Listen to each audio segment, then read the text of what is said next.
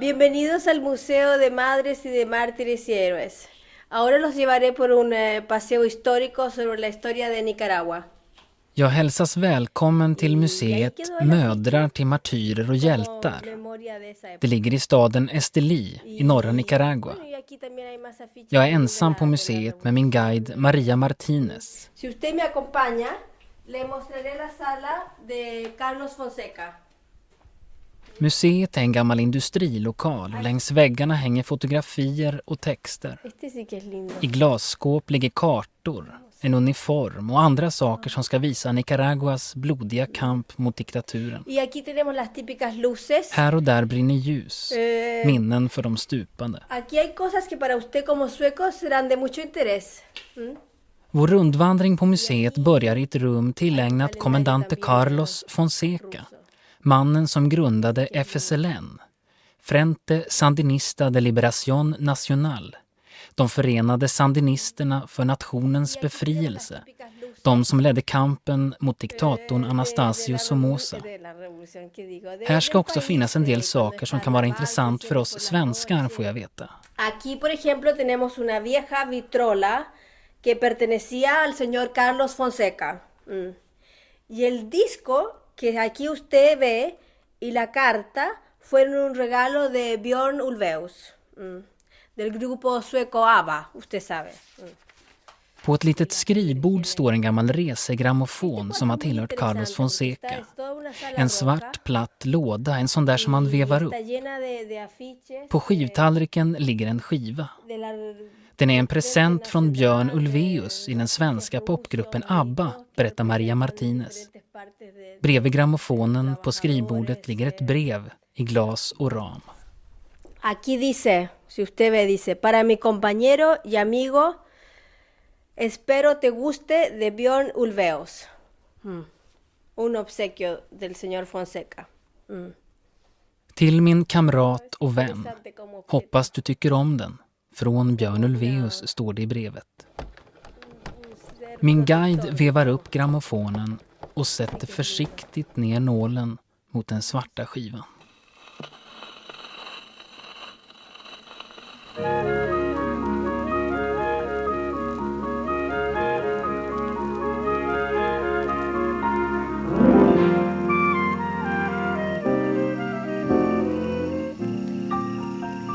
I ett samarbete med Dramatiska institutet, Pippi Rull presenterar ABBA och den sandinistiska revolutionen i Nicaragua. Ett program av Nathanael Karlsson.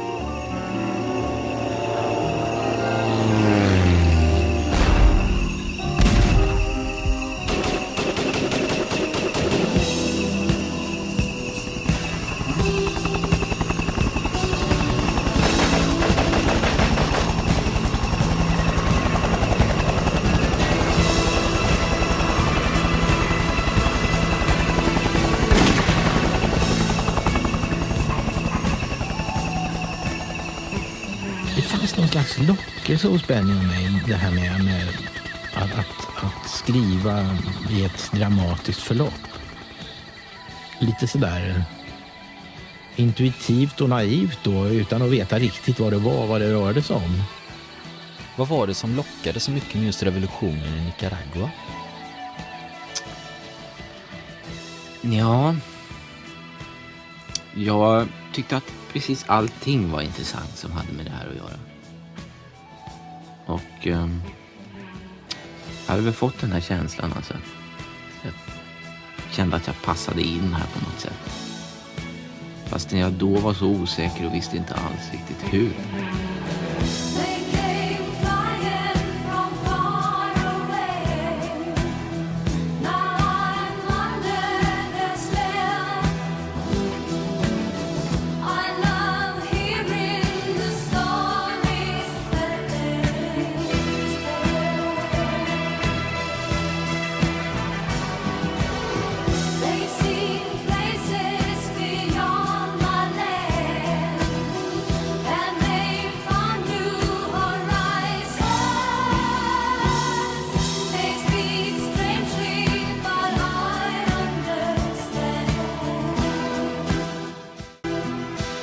Under hela 70-talet var medlemmarna i ABBA engagerade i den sandinistiska revolutionen i Nicaragua.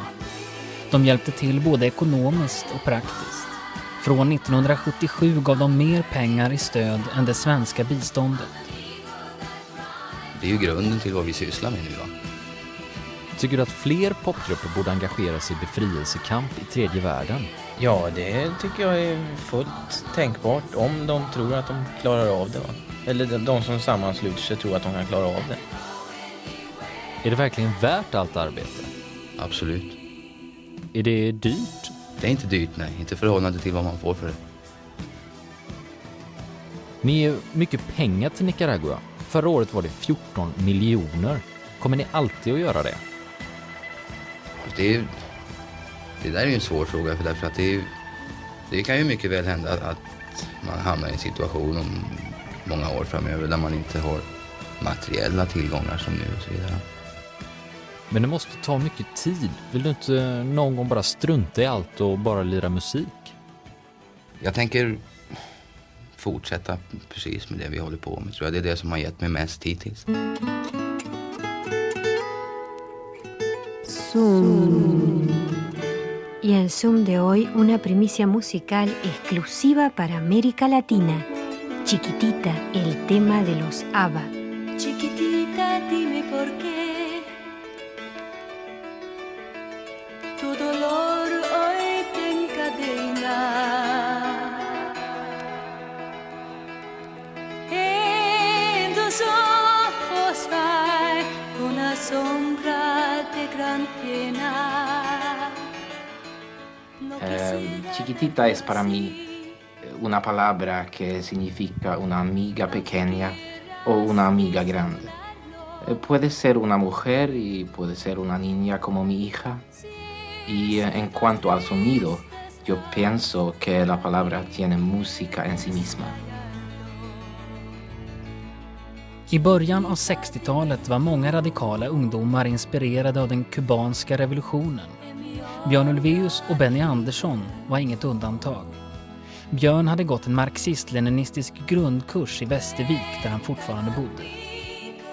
Det här var när Björn Ulvaeus fortfarande spelade med Hootenanny Singers och Benny Andersson i Hepstars.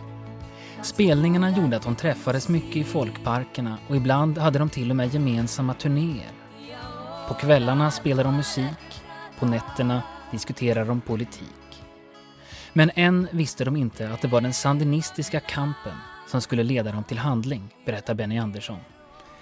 Ja, det där är svårt att säga hur saker och ting går till, va? Men efter att ha läst ganska mycket, Björn var den som läste mest, kan jag säga.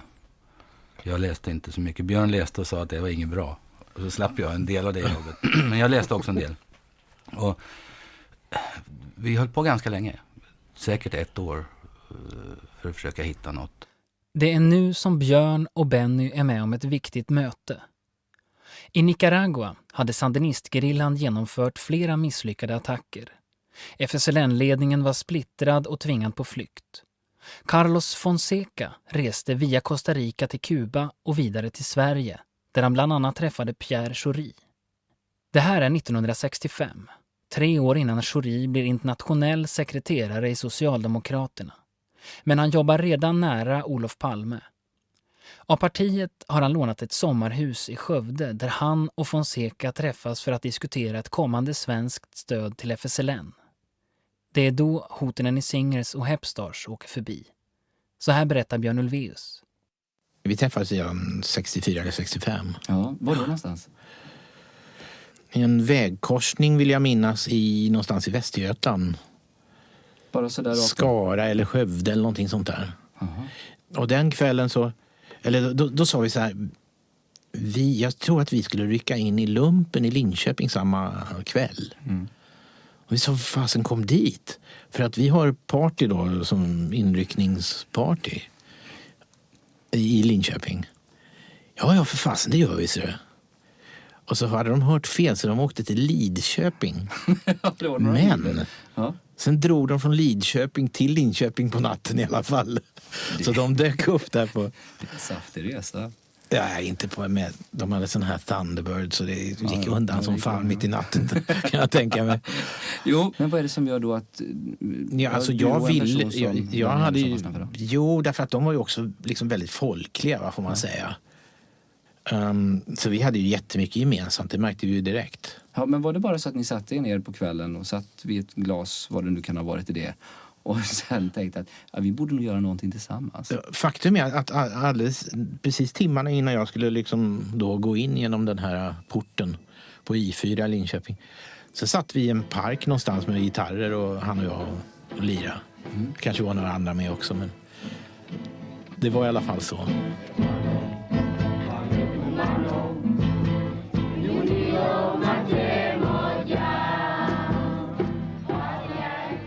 För min del så kände jag så att det tog ungefär en halv sekund. Så kände jag då. Så kan man säga. I och med att känslan av att ja, det är det här som vi ska göra. När vi hade bestämt oss för det, då kan man ju börja arbeta. Innan det så går det ju inte. Este cuarto es muy interesante porque es toda una sala roja. På väggen bredvid skrivbordet i museet sitter ett svartvitt foto. Carlos Fonseca och Björn Ulvaeus framför 2 helikoptrar. De håller om varandra. Fonseca tittar in i kameran. Ulvaeus tittar snett ner på sin kamrat som är ett halvt huvud lägre. Ulvaeus har stort skägg. Carlos Fonseca är i 30-årsåldern, en stilig man. Han har fyrkantiga bakelitglasögon och det blänker lite i ena glaset. De ser båda mycket allvarliga ut på kortet. Jag frågar Maria Martinez varför Björn hade med sig en gammal skiva som present. Los sandinistas montaban sus campamentos en la mitad de la selva. Y ahí, por supuesto, no había electricidad. Pero usted sabe, incluso los revolucionarios necesitaban la música. Sandinisterna hade sina läger runt om på landsbygden, ofta i djungeln. Där fanns ingen ström och batterier var dyra och svåra att få tag på. Men även under en revolution behövs musik, säger hon. Carlos Fonseca hade en gammal vevgrammofon. Och Björn och Benny tyckte väl att de behövde lite nya skivor, säger hon.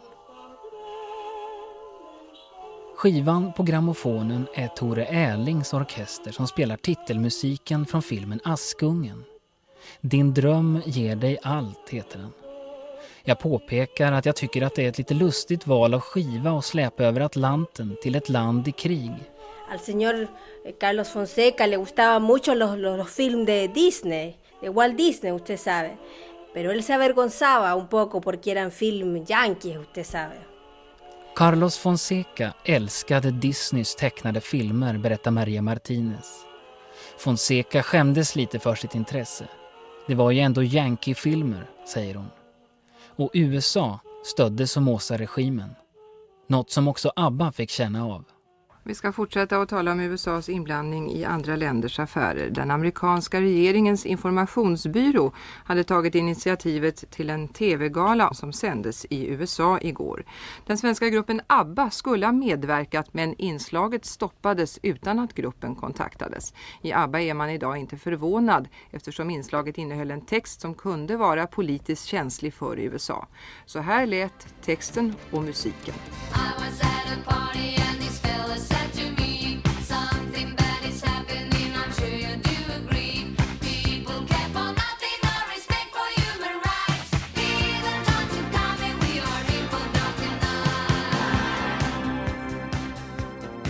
Våra tankar går idag till alla människor som kämpar för att få mat för dagen. Men för att få mat åt jordens folk räcker inte en stödgala i tv. Mat är rättvisa och rättvisa kräver respekt för demokrati. Den respekten saknas i många länder som i Nicaragua, Chile, El Salvador och Sydafrika. Det måste vi alla vara med och ändra på. ABBAs text och musik som inte fick vara med i det amerikanska tv-programmet. Björn Ulvaeus i ABBA, varför tog ni med exemplen från Latinamerika i ert inslag? Jo, därför att visa att vi inte är blåögda, att vi inte hade gått på den där prylen som vi kritiserades för, va? Att ställa upp i ett amerikanskt propagandaprogram. Hade ni några kontakter med de amerikanska producenterna om innehållet i ert inslag innan ni gjorde inslaget?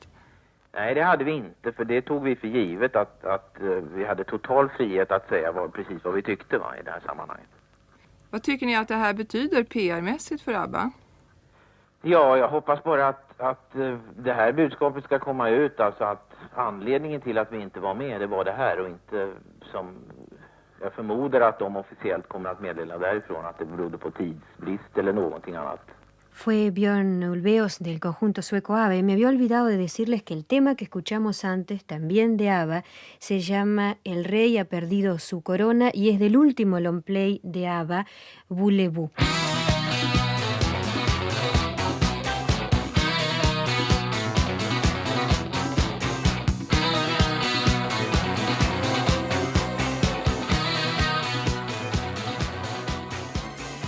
Freden i Vietnam 1975 gör att USAs utgifter minskar. Det gör samtidigt att de kan lägga mer tid och pengar till stöd för Somoza i Nicaragua. Samtidigt arbetar sandinisterna med att organisera folket. I ett land där 40% är arbetslösa och majoriteten analfabeter är det lika viktigt att lära folk att läsa och kunna starta jordbrukskooperativ som att hantera vapen. Nationalgardets ständiga terror av civilbefolkningen stärker bara kampen. Den Somoza-kontrollerade radion blir allt mer desperat. Listo para repeler la invasión comunista y como reservista civil de la Guardia Nacional.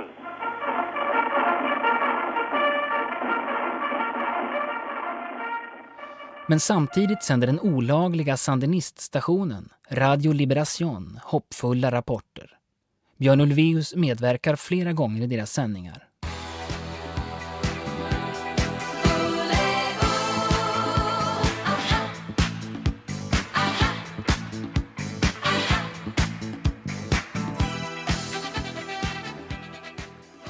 Voulez-vous del conjunto sueco ABBA.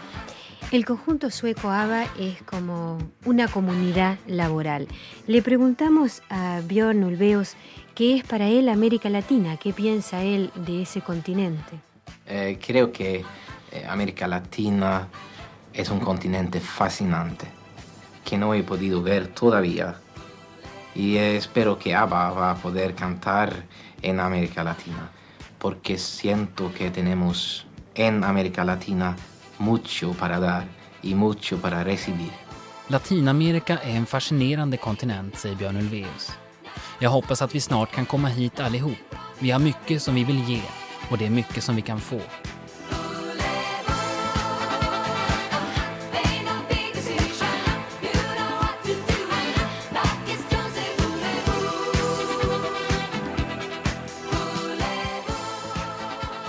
I slutet av augusti 1976 åker Björn Ulvaeus till Nicaragua för 5:e gången. Den här gången följer Pierre Schori med. Han är då internationell sekreterare i Socialdemokraterna men följer framförallt med egenskap av styrelseledamot i Latinamerikanska institutet. Uppdraget är att ge stöd och pengar till FSLN.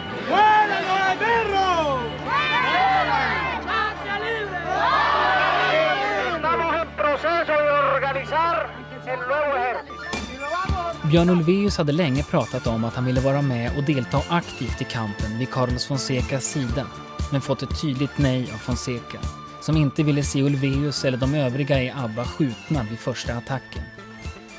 Ja, han hade väldigt starkt inflytande på oss när vi började därför att vi visste ingenting och vi hade vi haft eller fått fria händer och gjort det som vi tyckte då var det som vi ville göra så hade vi definitivt inte funnits idag. Och kanske inte mer än ett halvår eller någonting. Han betyder väldigt mycket, menar du? Ja, väldigt mycket. Gerillan jobbar ju väldigt hemligt. Hur blir man accepterad som en sann revolutionär? Ja, hur blir man det? Man måste väl på något sätt visa att man är intresserad av den delen av jobbet också, va? Och då ser den andra människan att han har kanske talang för det där. Och till slut så säger han också att du får chansen, du får göra den här grejen. Så gör man den grejen och så blir det kanske bra. Då får man göra mer och mer och mer.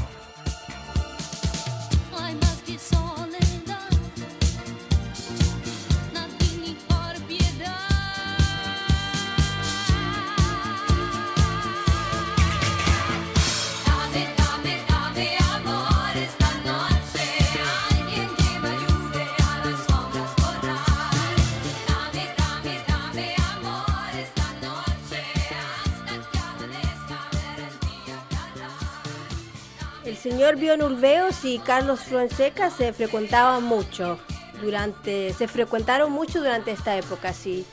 Y podían pasar horas conversando y caminaban, caminatas nocturnas, y tenían mucho que intercambiar. Björn Ulvaeus och Carlos Fonseca umgås mycket vid den här tiden, berättar Maria Martinez. De kunde sitta i timmar och prata, och ofta går de långa promenader tillsammans. Eran muy buenos amigos y como solamente se puede ser entre hombres. De var så där goda vänner som bara män kan bli, säger hon. Det är nu som Björn Ulvaeus övertalar kommendante Carlos Fonseca att få delta aktivt i striderna.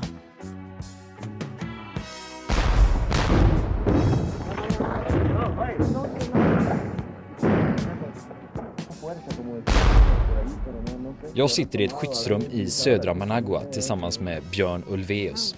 Ovanför oss arbetar Somozas bombplan. Då har jag anmält det som frivillig till gerillan och ska själv snart ut. Hur känns det? Ja, jag bävar lite grann. Jag känner att det är en oerhörd utmaning naturligtvis. Och det händer att jag känner att vad fan, det här klarar inte jag. Hur ska jag kunna? Hur ska det här gå? Det går ju inte. Många i gerillan är ju vanliga bönder och har ingen militär utbildning. Hur ser du på det? De är väldigt enkla människor och de har ett sparsamt språk. Men de är samtidigt stora människor. Jag menar, att våga sig över och göra det hela den här grejen, klara den grejen. Det är inte vilken som helst som gör. Hur kommer det att gå, tror du? Ja, jag vet inte.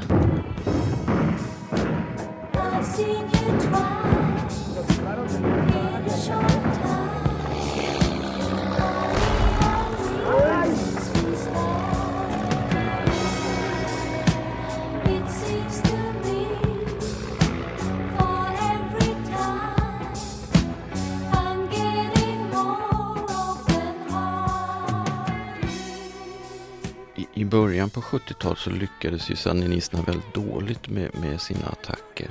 Men sen ABBA gick in och med ekonomisk hjälp så har ju gerillan gjort väldiga framsteg. Hur känns det att vara med i arbetet att försöka störta en diktator? Det är ju jätteroligt nu att allting går så bra och har gjort en lång tid. Men det är klart, det var kanske lite mer spontant. Nu ställs det väldigt stora krav.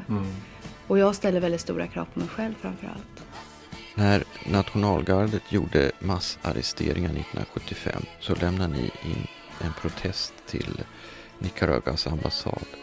Nu har ju Somoza börjat bomba civilbefolkningen och ni har tänkt lämna in en protest till. Är det verkligen värt det? Ja, jag är lika arg idag som jag var den gången. Kanske ännu argare för att jag tycker att det är bedrövligt det här som de hittar på. Att ständigt vara utsatt för det här, det är psykiskt påfrestande. Man gör ju vad man kan åt det. Och det känns så orättvist, va? I natt bombades ju bostadshus i Managua, såg jag på löpsedlarna i morse. Har du sett dem? Ja, jag såg den alldeles nyss, alltså på väg till studion. Och jag började rysa så här i kroppen. Och jag sa till mig själv i bilen att det här mår jag inte bra utav, alltså. Och så de nya uppgifterna om avlyssning av Pierre Schori. Det är tidningen Expressen som uppger idag att Schori skulle ha avlyssnats av Säpo. Och det är uppgifter som Expressen har från en före detta polisman, Agneta Furvik. Det är den förre polismannen Bertil Österberg som säger till tidningen Expressen att han under sin tid på Säpo påträffat bandinspelningar med Pierre Schori. På många av banden pratar Schori med popmusiken Björn Ulvaeus från ABBA. På de flesta andra inspelningarna pratar Schori spanska, berättar Österberg för Expressen. Det är också kontakterna med latinamerikanska gerillagrupper som enligt Österberg skulle vara orsaken till Säpos intresse för Schori. Vi har en annan kommentar också till Expressens uppgifter från utrikesminister Sten Andersson som säger till oss att han har fullt förtroende för Pierre Schori och säger så här om Expressens uppgifter. Vad som är viktigt nu, det är att vi får reda på vad det verkligen är som har hänt. Det är viktigt av många skäl för de personer som man har riktat beskyllningar mot, för säkerhetspolisen själv, för vårt förhållande till främmande makt. Varför är det så, om nu det här är sant, att säkerhetspolisen intresserar sig för ledande socialdemokrater och popmusiker? Ja, det får vi också försöka klara ut via utredningarna. Jag utgår ifrån att säkerhetspolisens intresse måste rikta sig mot många människor som har internationella kontakter. Det är deras uppgift, så det är inget märkvärdigt. Men det vi nu talar om, det är olagligheter som skulle varit begångna. Och det måste klaras ut ordentligt så att inte sånt förekommer i fortsättningen. Men det är för sent. Säpo har redan gett informationen till CIA som samarbetar med Somoza. FSLNs basläger i Honduras stormas i mitten av september 1976. Flera dödas. Carlos Fonseca lyckas fly, men Björn Ulvaeus och Pierre Schori tas till fånga av nationalgardet. Socialdemokraternas partisekreterare Sten Andersson åker ner till Nicaragua. Ja, det är alldeles förfärligt. Regeringen och jag i riksdagen har fördömt det som sker här. Jag anser det vara ett brott mot folkrätten. Det strider alltså mot Genèvekonventionen och de metoder man använder. Så den kritik jag har riktat i det här avseendet förut tänker jag upprepa här naturligtvis. Är det inte riskabelt att framföra hård kritik mot Somoza samtidigt som ju du ska kräva att Björn Ulvaeus och Pierre Schori släpps? Ja, det är det nog i vissa avseenden. Det är alldeles säkert. Jag vet ju inte om vi i ståndpunkter kommer varandra närmare efter de här samtalen, men vi får väl argumentera var och en för sin sak, så får vi se vad som händer. 3 dagar efter Sten Anderssons besök hos Somoza släpps Pierre Schori. Björn Ulvaeus hålls fortfarande kvar och Somoza hotar med att han ska avrättas, anklagad för omstörtande verksamhet. Samtidigt i Sverige har Björn Ulvaeus-affären blivit en viktig fråga i den pågående valrörelsen. Moderaterna går så långt att de vill dra tillbaka kravet på att Ulvaeus ska släppas. Pierre Schori leder förhandlingarna med Nicaragua och borgarnas hot stressar honom. Det är nu bara en vecka kvar till det svenska valet, men många tror att Schoris egen erfarenhet av fångenskap hos Somoza-regimen ska hjälpa honom. Nej, det är mer en prioritid, men jag har stor nytta av den erfarenheten, ja. Hur stor chans är det att ni lyckas få Björn Ulvaeus frigiven? Ja, det är nog 50-50, men nu är ju hela världssamfundet engagerat, så att nu har de en knapp vecka på sig, det är sanningens minut, och det här avtalet är faktiskt i det här läget det bästa möjliga och det enda möjliga, och tillgodose båda sidors intressen, så de borde ta det. Det har kommit förslag på att låta Kuba sätta in sovjetiska missiler. Ser du det som en möjlighet? Nej, egentligen inte, därför att kärnvapen går ju inte att använda. De är militärt oanvändbara. Det är bara prestigevapen, och det är därför de också ska bort överhuvudtaget, för de är så farliga också. Men varför inte använda bombning som hot om det skulle öka chansen? Därför att vi arbetar på en fredlig diplomatisk lösning. Det är ju hela energin går ut på detta i världen nu. Efter den borgerliga valsegern ändras mycket riktigt den svenska politiken mot diktaturer i tredje världen. Och även om inte kravet på att Ulvaeus ska släppas dras tillbaka, så görs inga försök att få honom fri. Moderaternas partiledare Gösta Bohman säger att en utredning ska tillsättas och att det är det bästa med tanke på utvecklingen i Nicaragua. Pierre Schori. Ja, det är väl bara en utveckling som den borgerliga regeringen har läst om, antar jag. Och de Moderaterna, för de har ju inte haft någon som helst kontakt. Vad de gör nu, det är att de murar in sig bakom en Berlinmur och deltar i ett kallt krig. Man gör icke någonting för att konstruktivt delta och att leta efter lösningar här som följer dissidenterna och de demokratiska krafterna, utan man följer mekaniskt den traditionella amerikanska linjen och har ingenting att komma med annat att bygga murar och delta i det kalla kriget. Efter 3 veckor släpps Björn Ulvaeus utan en officiell förklaring. Men alla inblandade hävdar att det är just deras förtjänst. Gösta Bohman berättar att han gärna lyssnar på ABBA och att han ser fram emot den nya skivan. What's the name of the game?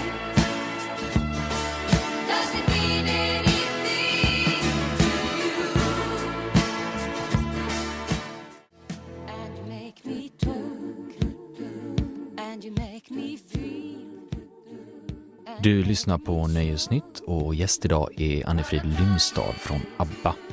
Vi pratade förut om när ni var i Nicaragua. Lärde ni något när ni var där? Ja, det har ju varit väldigt nyttigt. Trots att man många gånger har varit vettskrämd för olika situationer som man har gett sig in på, så har det samtidigt varit nyttigt därför att man har tvingat sig själv att göra det här helt enkelt. För att komma någonstans överhuvudtaget. Ni har kritiserats mycket för ert politiska engagemang. Kritikerna verkar inte gilla att ni har politiska budskap i texterna. Men ni säljer ju massor med skivor. Ja, jag tycker att vi har ett enormt stort stöd i vår svenska publik. Och jag tycker att det bör förekomma all slags musik. Utan den här förmyndarmentaliteten som gärna förekommer ibland. Men jag måste ju säga att man uppskattas mer efter förtjänst utomlands än vad man gör i Sverige på grund av det arbete man utför. Jag ska ju vara den första att erkänna att i början så skrev man texter för man skulle ha någonting att sjunga. Mm-hmm. Men sen så förkovrade jag mig och allt det där. Och dessutom blev jag lite äldre och jag kom på att man kan ju lika väl försöka uttrycka någonting nu när man ändå måste skriva den här texten. Men varför är det så viktigt att få in dina egna politiska åsikter? Därför att många av låtarna är liksom små historier i sig, va? De är ett dramatiskt förlopp i sig.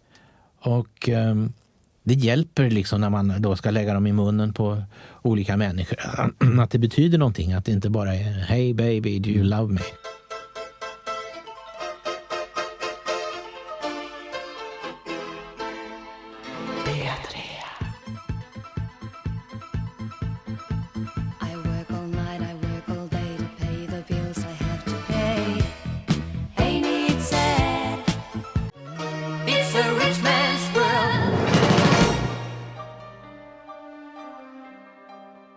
Den 8 november 1976 kommer beskedet att kommandante Carlos Fonseca är död. Han dog i strid, säger de sparsamma rapporterna. Björn Ulvaeus vägrar uttala sig och har inte heller senare pratat om Fonsecas död eller vad som egentligen hände hösten 1976. Cuando estábamos en la cárcel, llegó un oficial de la Guardia Nacional lleno de alegría a decirnos que Carlos Fonseca había muerto. Nosotros le respondimos: Carlos Fonseca es de los muertos que nunca mueren. Carlos Fonseca, Ayacán, vencedor de la muerte, novio de la patria rojinegra, Nicaragua entera te grita presente. Efter sin död blir Carlos Fonseca en ikon, en hjälte och martyr. Men han fick aldrig uppleva sandinisternas seger över Somoza, juli 1979. Benny Andersson tror att Carlos Fonseca själv inte skulle ha uppskattat den hjältegloria som han får efter sin död. Jag vet inte om det stämmer riktigt, om det var så, men han var ju aldrig riktigt nöjd, verkar det som. Om det kan ha att göra med uppsåtet, liksom. Om man har, avsikten är att försöka göra någonting som man är nöjd med, som man vet att man är rätt duktig på. Så då, om man då blir väldigt upphöjd och älskad för någonting som man i och för sig har gjort, men när man har högre ambitioner, att det är det som gör att man kanske inte känner sig tillfredsställd riktigt. Björn Ulvaeus sätt att bearbeta Fonsecas död är musiken. Ett exempel är låten Fernando, två åldrade revolutionärer som tänker tillbaka. Can you hear the drums, Fernando? I remember long ago another starry night like this. In the firelight, Fernando, you were humming to yourself and softly strumming your guitar. I could hear the distant drums and sounds of bugle calls were coming from afar. They were close now, Fernando. Every hour, every minute seemed to last eternally. I was so afraid, Fernando. Texten skriver Björn Ulvaeus till en minnesgudstjänst för Fonseca som hålls i Björns konfirmationskyrka i Västervik. Björn spelar gitarr och sjunger. Sten Andersson håller tal. Du gjorde ett gott dagsverk. Du vigde ditt liv åt striden för frihet och rättvisa, begrepp som är oskiljbara. För friheten, säger jag er, är en vind som skärs av en annan vind, och denna andra vind är rättvisan.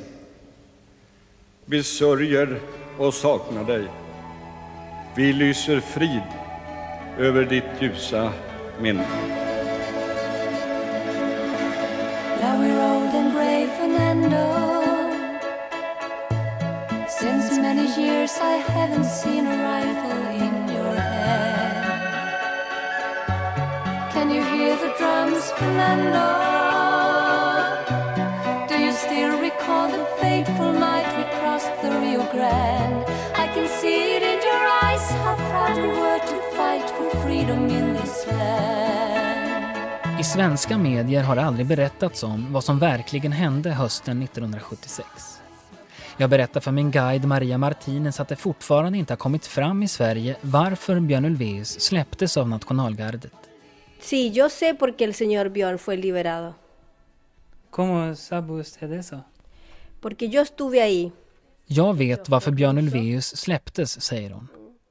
Jag frågar hur hon kan veta det och hon säger, jag var där. El señor Fonseca se entregó voluntariamente a condición que el señor Björn Ulvaeus fuera dejado en libertad. Y yo era la persona que volaba el helicóptero. Carlos Fonseca gav sig frivilligt mot att Björn Ulvaeus släpptes, säger hon. Via sina kontakter i nationalgardet hade han fått reda på att den borgerliga regeringen i Sverige hade meddelat att de inte ville ha något som helst att göra med Björn Ulvaeus och att de inte tänkte börja bråka om han försvann. Carlos Fonseca dog inte i strid.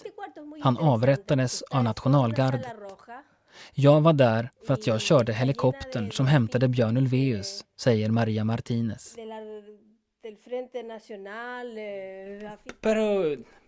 Pero ¿por qué? Carlos Fonseca ¿qué dice? Está más importante para la lucha que Björn Ulvaeus. Eso lo sabe solamente el señor Björn y el señor Carlos. El señor Björn no dice nada y el señor Fonseca está muerto. Jag frågar varför Fonseca lämnade sig själv i utbyte. Han måste väl ha insett att han var mycket viktigare för kampen än Björn Ulvaeus. Det vet bara Björn Ulvaeus och Carlos Fonseca, säger hon.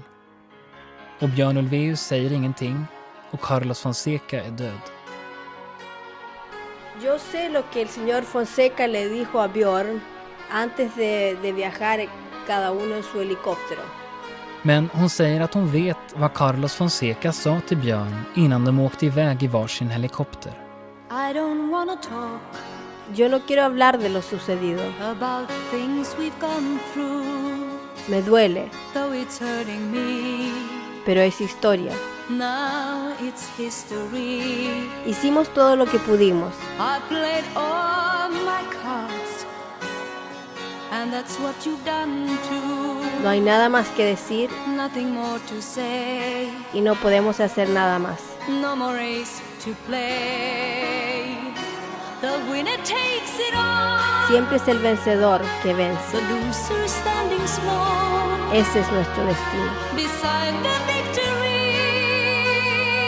That's a destiny. I was in your arms,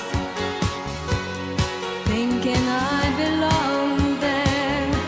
I figured it made sense, building me a fence, building me a home, thinking I'd be strong there.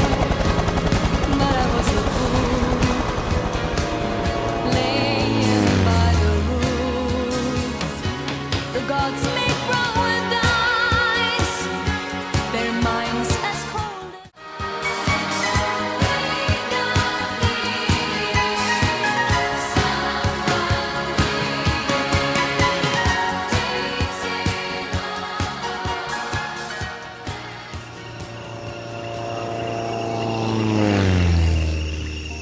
Du har lyssnat på ABBA och den sandinistiska revolutionen i Nicaragua.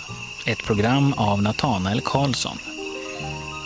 Och det här var en Pippi Rull-dokumentär i samarbete med Dramatiska institutet. Som guiden Maria Martinez hörde du Pilar Albornoz. Som reportrar Per Lysander, Robert Lindberg, Jenny Telemann och Bengt Bok.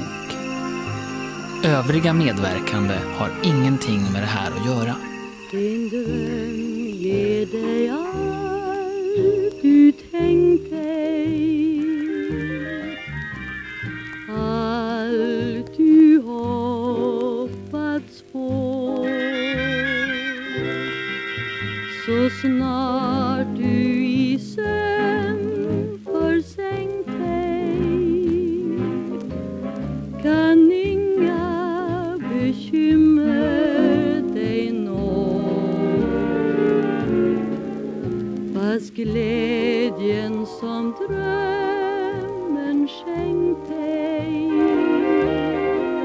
var morgon som en rök försvann. Så ska du inte sorgsen vara, snart sker det underbara. Den dröm som du drömt skall bli sann.